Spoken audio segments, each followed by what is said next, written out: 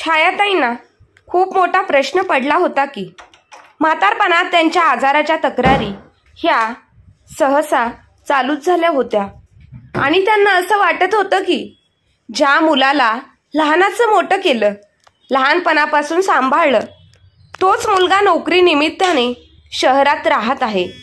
शहरात जरी तो राहत असला तरी त्याच्यापासून आम्हाला लांब राहावं लागत आहे. मग आमच्या आजारपणामध्ये आमची काळजी घेण्यासाठी कोणीही नाही. जरी मुलाकडे जाऊन राहण्याची वेळ आली असती तरी आम्ही आमच्या मुलासोबत शहरात राहिलो असतो. परंतु असं काहीच घडणार नाही हे छायाताईंना पूर्णपणे याची कल्पना होती. म्हणूनच छायाताई महादेवरावांना म्हणजे त्यांच्या पतीला सांगत होते की आपली सुनबाई खूप मॉडर्न विचारांची आहे. नऊवारी घातलेली सासूबाई आणि धोतर घातलेला सासरा हा तिला अजिबात आवडणार नाही. म्हणूनच ती आपल्याला पूर्णपणे आपला तिरस्कार करत आहे. तिला आपल्या म्हाताऱ्या माणसांसोबत तिचं हे आयुष्य घालवायचं नाही. म्हणूनच ती आपल्यापासून लांब राहण्याचा प्रयत्न करत आहे. मग कसं व्हायचं आपलं म्हातारपणामध्ये? अजय हा तर आपला एकुलता एक मुलगा आहे आणि त्याचा देखील आपल्यावरती खूप प्रेम आहे. परंतु अजयचं जरी प्रेम असलं तरी त्याच्या बायकोला सोडून तो कसा राहील आणि आपल्यामुळे त्याचा संसार मोडायला नको. बस एवढीच इच्छा आहे ह्या म्हातारपणामध्ये. परंतु महादेवराव छायाताईंना सांगत होते, अगं छाया, तू जास्त विचार करू नको. तू जास्त विचार करतेस आणि त्यामुळे तुझा बीपी लो होतो आणि बीपी लो झाल्यावर तुला चक्कर येते. मध्येच काही झालं तर मी काय करायचं? हे म्हातारपण आपल्या दोघांना सोबत घालवायचं आहे. आपल्यामधून एखादा जरी गेला तरी जो मागे राहील त्याचे खूप हाल होतील. त्यापेक्षा आनंदाने राहा, अति विचार करू नको, म्हणजे मेंदूला आणि तुझ्या हृदयाला ताण पडणार नाही. कारण तुझी प्रकृती खूपच नाजूक आहे. तुलाच एवढ्या सगळ्या गोष्टी सहन होत नाही. परंतु छायाताई काही विचार केल्याशिवाय राहत नव्हत्या आणि घडायचं ते घडलं. एक दिवस छायाताई यांना खूप मोठा हृदयविकाराचा झटका आला. आता महादेवरावांना काय करावं समजत नव्हतं. त्यांच्यासमोर सगळं आयुष्य जे होतं उरलेलं ते सगळं रिकामं दिसत होतं आणि ते मोठ्याने रडत होते आणि देवाला प्रार्थना करत होते, हे देवा, काहीही कर, परंतु माझ्या बायकोला वाचव आणि माझ्या मुलाला आमची मदत करण्यासाठी पाठव. देवाला केलेली प्रार्थना फळाला आली आणि अजय म्हणजे महादेवरावांचा मुलगा त्यांना मदत करण्यासाठी आला. परंतु अजयची बायको तिच्या म्हाताऱ्या वयोवृद्ध सासऱ्यांचा तिरस्कार करत होती. म्हणून अजयने अशी काही गोष्ट केली की त्यामुळे त्याच्या बायकोच्या पायाखालची जमीन सरकली. अजयने घरी येऊन आईवडिलांची अशी अवस्था पाहिल्यानंतर त्याने बायकोला जोरात एक चापट मारली. तो तिला म्हणाला की माझ्या आईवडिलांसोबत अशी वागण्याची तुझी हिंमत कशी झाली? अजय कवितावरती चिडून म्हणाला, मला वाटले होते की काही दिवसात तू माझ्या आईवडिलांना तुझ्या आईवडिलांप्रमाणेच आदर प्रेम देशील, त्यांची काळजी करशील, त्यांना सांभाळशील.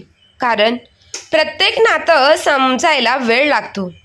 पण माझ्यानंतर तू माझ्या आईवडिलांशी अशी अवस्था केली, लोकांसारखे करून ठेवली आहे. आणखी वाईट करण्यासाठी बाबांकडून पैशांचा हिशोब मागितला आणि त्यांचा अपमान केला. ते त्यांच्या मुलाची कमाई खातात, तुझ्या बापाची नाही. कविता, सामान भर आणि इथून निघून जा. अजय रागाने म्हणाला. अजय हात जोडून आईवडिलांची माफी मागतच होता आणि त्याला तो दिवस आठवू लागला जेव्हा तो त्याच्या आईवडिलांना शहरात घेऊन आला होता. एके दिवशी अजयच्या आईची तब्येत खूपच खराब झाली होती. त्याच्या आईला हृदयविकाराचा झटका आला होता. म्हणून बाबांनी शेजारच्यांच्या मदतीने तिला हॉस्पिटलमध्ये दाखल केले. डॉक्टरांनी त्यांच्यावरती उपचारासाठी खूप मोठी रक्कम मागितली होती. पण अजयच्या बाबांकडे एवढे पैसे नव्हते की ते सर्व पैसे गोळा करून उपचार करतील. त्यांनी आपल्या मुलाला अजयला फोन लावला. अजय बाळा, तुझ्या आईला हृदयविकाराचा झटका आला आहे. हे ऐकून अजय स्तब्ध झाला आणि भाऊकून म्हणाला, बाबा तुम्ही हॉस्पिटलमध्ये कसे आहात आणि मला तुम्ही का सांगितले नाही? बाळा, मी सकाळी तुझ्या आईला घेऊन आलो होतो. मला पैशांची मदत पाहिजे होती. डॉक्टरांनी 1,00,000 रुपये मागितले आहेत. अजय ओलसर डोळ्यांनी म्हणाला, बाबा तुम्ही काय बोलत आहात? तुम्ही तिथे एकटे आहात आणि मी इथे आहे. नाही बाबा, तुम्ही डॉक्टरांना सांगा उपचार सुरू करा. मी आत्ताच तिथे काही वेळातच पोचत आहे. नको अजय, तू नको येऊस. आई एकदम बरी होईल. पण अजयने बाबांचं काही एक म्हणणं ऐकलं नाही. घाईघाईत घरी आला आणि बायकोला कविताला म्हणाला की आता आपल्याला आई बाबांच्या घरी जायचं आहे. आईला हृदयविकाराचा अटॅक आला आहे.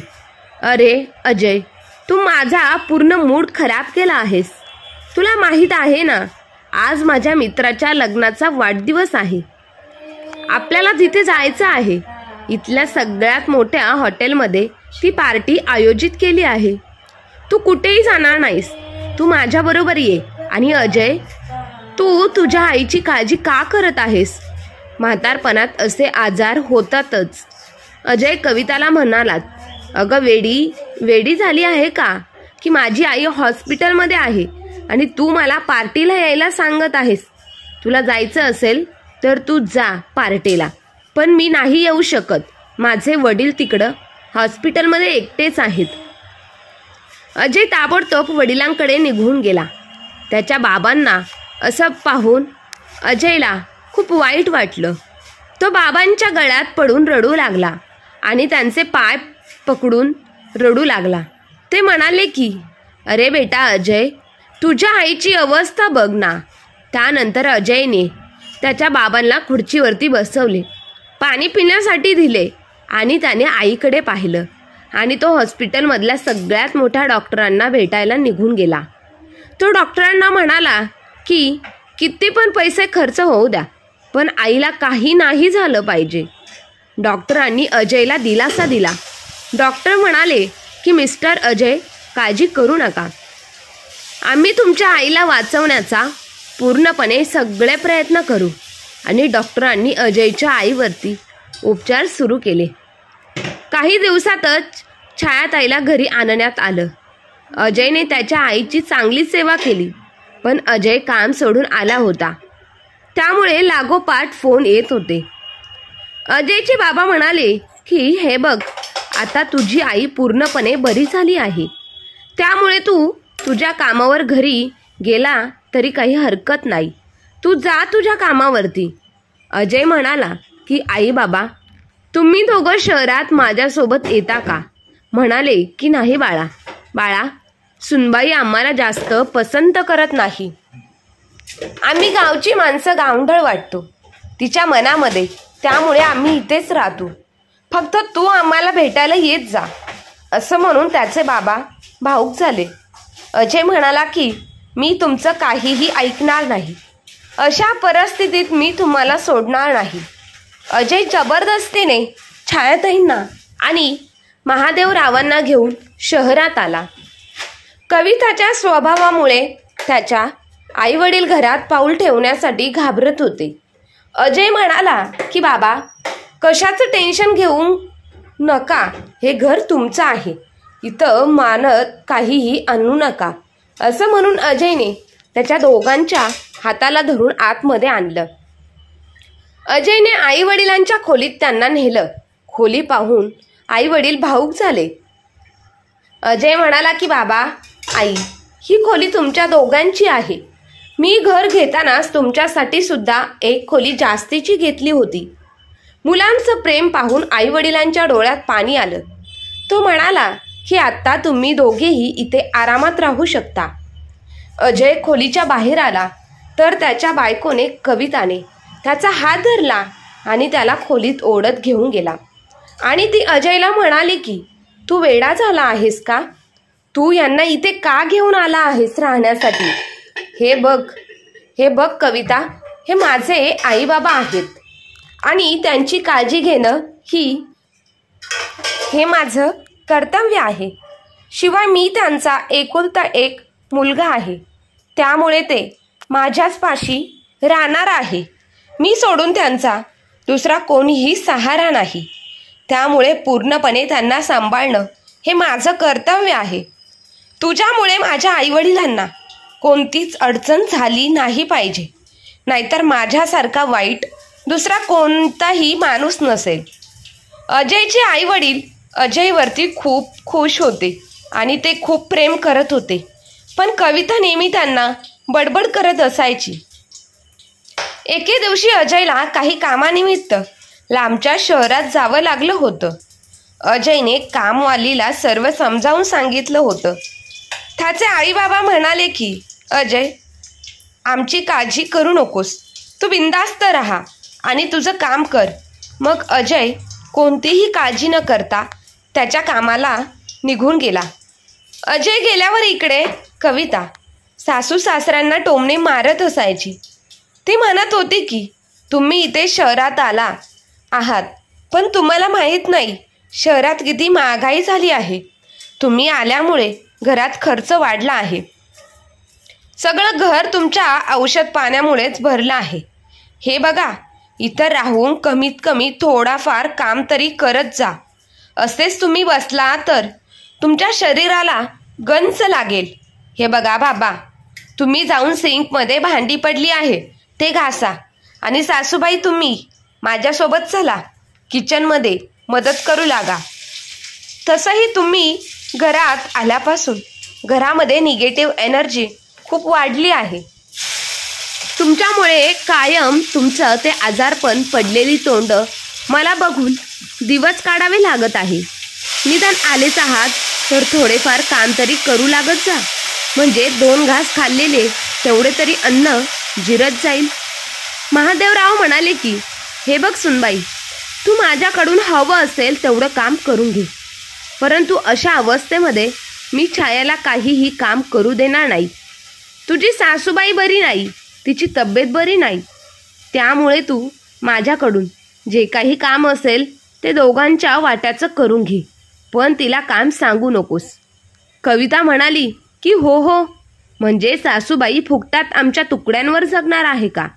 बहाणा करू नका, कामाचं काय आहे ते पहा. आणि हो बाबा, भांडे घासून झाल्यावर तिथे पिशवी आहे, ती पिशवी घेऊन मार्केटमध्ये जाऊन फ्रेश भाजीपाला घेऊन या. महादेवरावांनी भाजी आणून किचनमध्ये ठेवली. ते म्हणाले की सुनबाई, मी भाजी आणली आहे, 2 कप चहा करते का? कविता म्हणाली की मी काय तुमची मोलकरीण आहे का? तुम्हाला काय, मी तुमची कामवाली दिसते? तुम्ही भाजी आणून माझ्यावर उपकार केले नाही. जर तुम्हाला चहा प्यायची तलब झाली असेल तर स्वतःचा चहा करा आणि प्या, पण मला एकही काम सांगायचा तुमचा काहीही अधिकार नाही. मी काय जुनी गावंढळ सुनबाई नाही की जे सासू सासऱ्यांची सेवा करीन. मी आजच्या जमान्यातील शिकलेली मॉडर्न सून आहे, त्यामुळे मी तुमचा एकही फुकटचा शब्द ऐकून घेणार नाही. कविताचं हे सगळं बोलणं ऐकून सासूबाईंच्या छायाताईंच्या डोळ्यात पाणी आलं. महादेवराव उदास मनाने किचनमध्ये जाऊन चहा बनवू लागले. चहा पीत असताना छायाताईंच्या डोळ्यात पाणी आलं. महादेवराव म्हणाले की अगं छाया, तू काय टेन्शन घेत आहे? आपला मुलगा आपल्यासोबत आहे, त्यामुळे तू अजिबात काळजी करू नकोस. कविताने दुपारचं जेवण पण बनवलं नाही. महादेवराव जेवण आणण्यासाठी किचनमध्ये गेले, पण तिथे काहीच नाही म्हटल्यावर ते स्वतः जेवण बनवायला लागले आणि त्यानंतर त्यांनी ते जेवण छायाताईंना खाण्यासाठी दिले, कारण त्यांना वेळेच्या वेळी औषध पाणी घ्यायचं होतं. छायाताई काम करू शकत नव्हत्या, कारण डॉक्टरांनी त्यांना आराम करण्यासाठी सांगितलं होतं. खोलीमध्ये आराम करून कविता बाहेर आली आणि तिने पाहिलं की स्वयंपाकघरात महादेवरावांनी स्वयंपाक बनवला आहे. तेव्हा ती चिडून म्हणाली की हे काय आहे? तुम्हा लोकांना अजिबात शिस्त नाही. पूर्ण किचन घरात पसारा मांडला आहे. जेवढा पण पसारा केला आहे तेवढा सगळा पसारा मला व्यवस्थित करून पाहिजे. महादेवराव म्हणाले की हो सुनबाई, मी सगळं आवरतो. तू अजिबात काळजी करू नकोस. आणि ते भांडी पण घासा. असं म्हणून त्या दोघांकडे रागाने पाहत कविता तिथून निघून गेली. संध्याकाळी पण जे दुपारचं जेवण शिल्लक होतं ते जेवण त्या दोघांनी खाल्लं. अजय रोज सकाळ संध्याकाळ फोन करून आईबाबांच्या तब्येतीबाबत विचारत होता. पण महादेवराव आणि छायाताई कविताबद्दल अजयला काही सुद्धा सांगत नव्हते. दुसऱ्या दिवशी कविताने महादेवरावांना दुकानातून किराणा आणायला पाठवले. त्यासाठी तिने महादेवरावांना 500 रुपये हातामध्ये दिले आणि एका कागदावर सगळ्या वस्तूंची लिस्ट दिली. त्यानंतर दुकानात गेल्यावर सगळ्या वस्तू घेतल्यावर त्याच्यावर हिशोब लिहिला. उन्हाळ्याचे दिवस होते आणि उन्हात त्यांना एवढं जड सामान आणावं लागलं होतं. येताना त्यांना समोर चहाचे दुकान दिसलं. कंटाळा आला होता म्हणून त्यांना एवढ्या उन्हाळ्यात पण चहा पिऊ वाटला होता. चहा पिऊन ते कसे तरी घरी पोहोचले. घरी येऊन पाहिलं तर अजून कविताने किचनमध्ये काहीच बनवलं नव्हतं. थोड्या वेळाने कविताने मोठ्याने ओरडली की हिशोबामधले 10 रुपये कुठं गेले?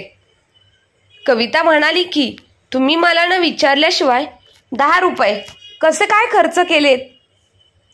महादेवरावांनी प्रामाणिक उत्तर दिले की वाटेत मला चहा पिऊ वाटला म्हणून मी 10 रुपयांचा चहा पिलो. 10 रुपयांसाठी कविताने त्यांना नको ते बोलली होती आणि खूप काही ऐकवलं. तुम्हाला आगाऊपणा करायला कोणी सांगितलं होता? तुम्हाला सांगितलं होतं ना की 1 ना 1 रुपयाचा हिशोब माझ्या हातात आणून द्यायचा. तुमची हिंमत कशी झाली मला न विचारता माझे पैसे खर्च करण्याची आणि चहा पिण्याची? हे सगळं महादेवराव आपल्या मुलासाठी सुनेचे शब्द मूकपणे सहन करत होते. आता रोजच हे चालू होतं.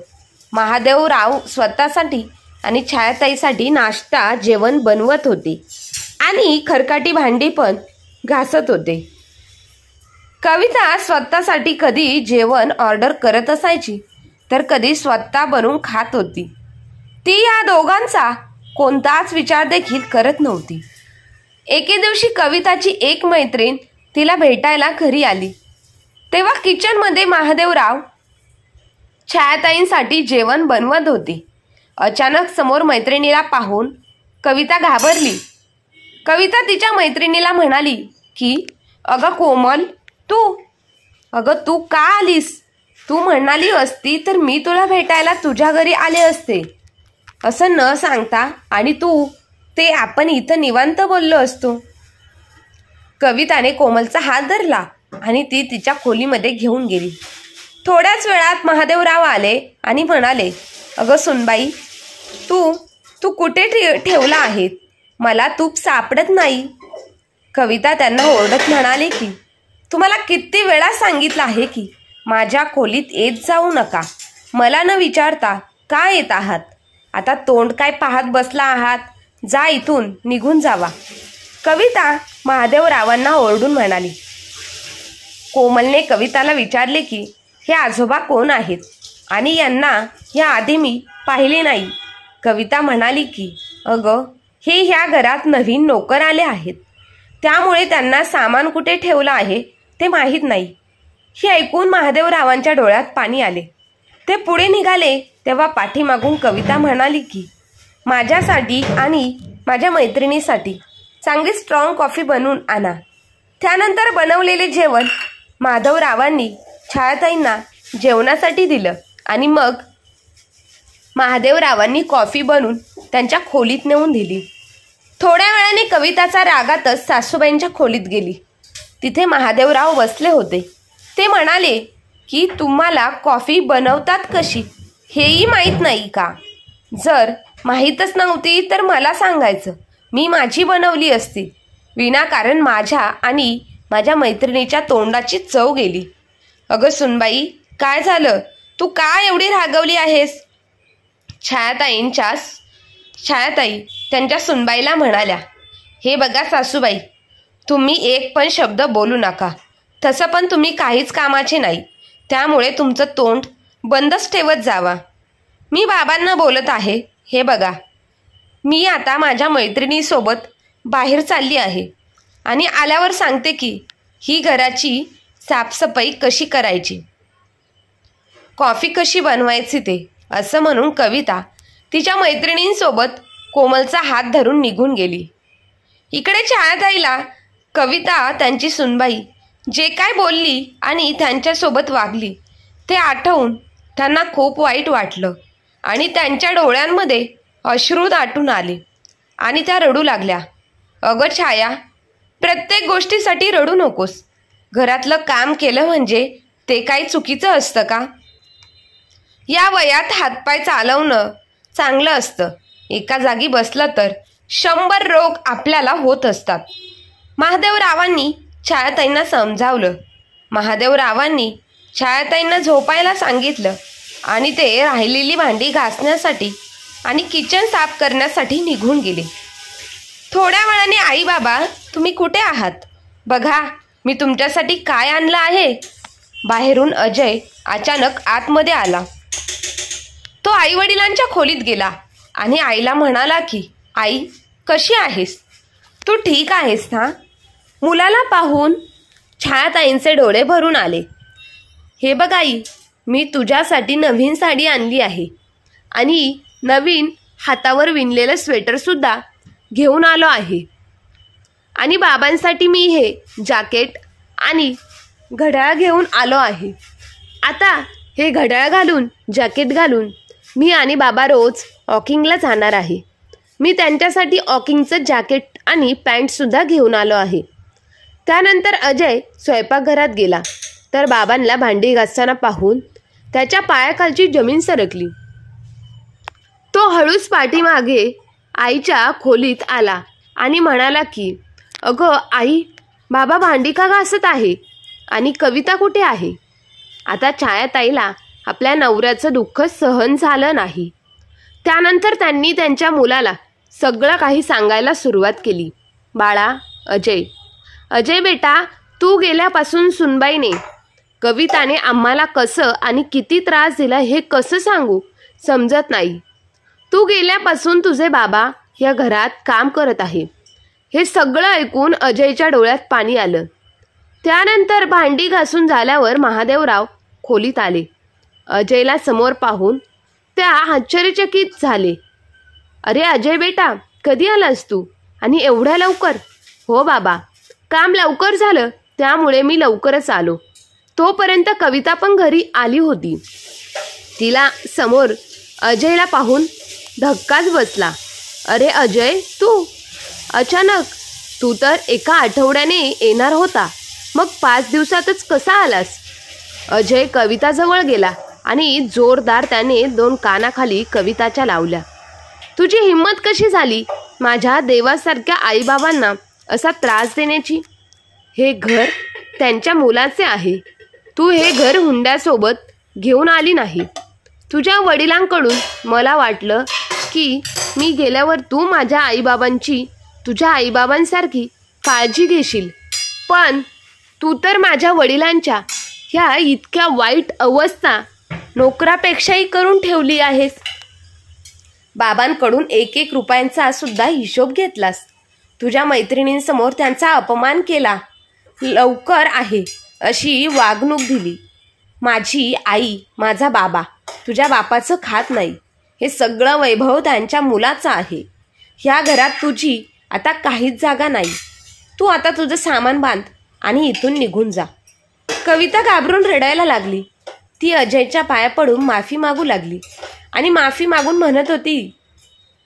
ती म्हणाली, अजय, तू माझ्यासोबत असा वागू नकोस. तू माझ्यावर प्रेम करतोस ना? मी पण तुझ्यावर प्रेम करत आहे. मग कविता, याचा अर्थ असा नाही की तू माझ्या जन्मदात्या आईवडिलांना त्रास देशील, त्यांचा अपमान करशील.